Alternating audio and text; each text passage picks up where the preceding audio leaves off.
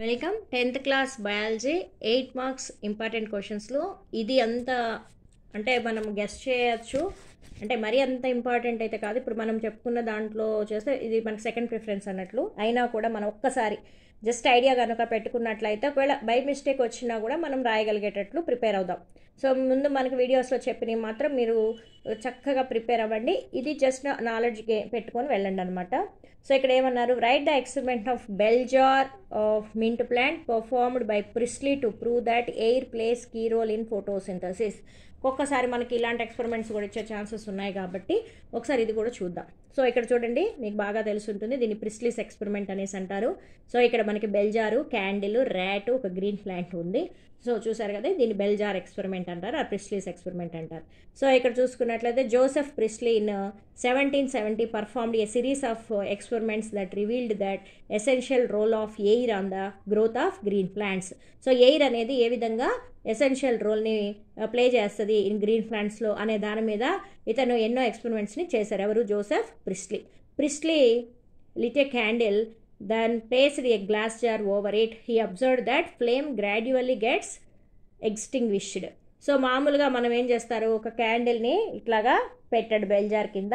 So అది మనకి extinguish అవ్వటము జర స్లోగా అయిపోతుంది, ఎందుకంటే ఆక్సిజన్ ఉన్నంత వరకు అది వెలుగుతుంది. అది అయిపోయిన తర్వాత ఏమైపోతామా, స్లోగా వెలగదనమాట.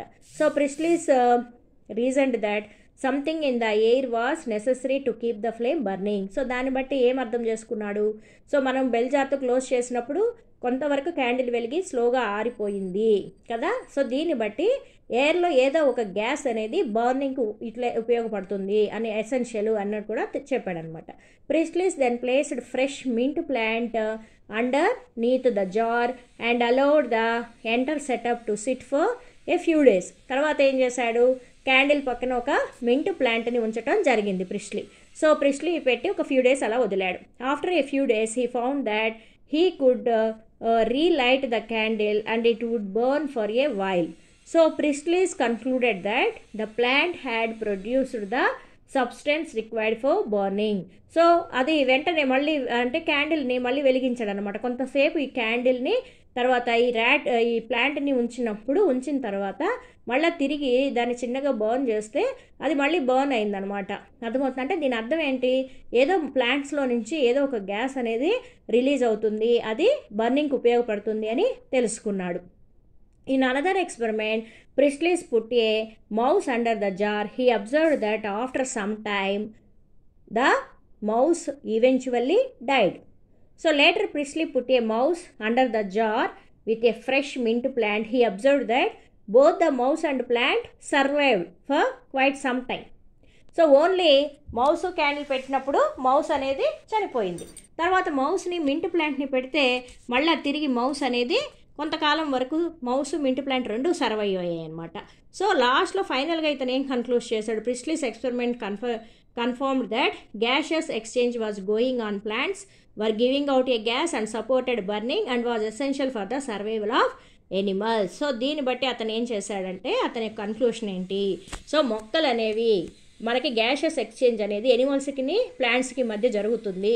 సో అలా జరగటం వల్ల రెండు కూడా ఎర్త్ మీద సర్వైవ్ అవుతున్నాయి. అదేవిధంగా బర్నింగ్కి అవసరమైనటువంటి గ్యాస్ కూడా మొక్కల్లో నుంచే రిలీజ్ అవుతుంది. అదే మనకి ఇట్లాగా ర్యాట్ని క్యాండిల్ రెండు పెట్టామనుకోండమ్మా, ఖచ్చితంగా ఏమవుతుంది, రెండిటికి ఏది కావాలి, బర్నింగ్కి ఆక్సిజన్ కావాలి, తర్వాత ర్యాట్ రెస్పిరేషన్లో ఆక్సిజన్ కావాలి.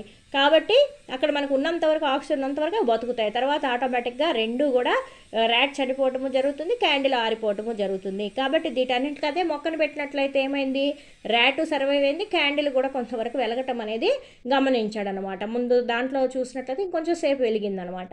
సో దీన్ని బట్టి మొక్కలు అనేవి మనం సర్వైవ్ అవ్వటానికి అవసరమైనటువంటి గ్యాస్ని ఏదో ఎయిర్లోకి రిలీజ్ చేస్తున్నాయి అని అతను కన్క్లూడ్ చేయటం జరిగింది. సో ఇది కూడా కొంచెము తెలిసి పెట్టుకుంటే బెస్ట్. అందులో ఈజీ ఎక్స్పెరిమెంట్ అమ్మ, దీనికి పెద్ద కష్టపడక్కర్లేదు. కొంచెము లాజికల్గా ఆలోచిస్తే ఇది మనం ఓన్గా కూడా రాయొచ్చు అనమాట. ఓకేనా. This is Priestley's bell jar experiment. Thanks for watching. Please subscribe and like.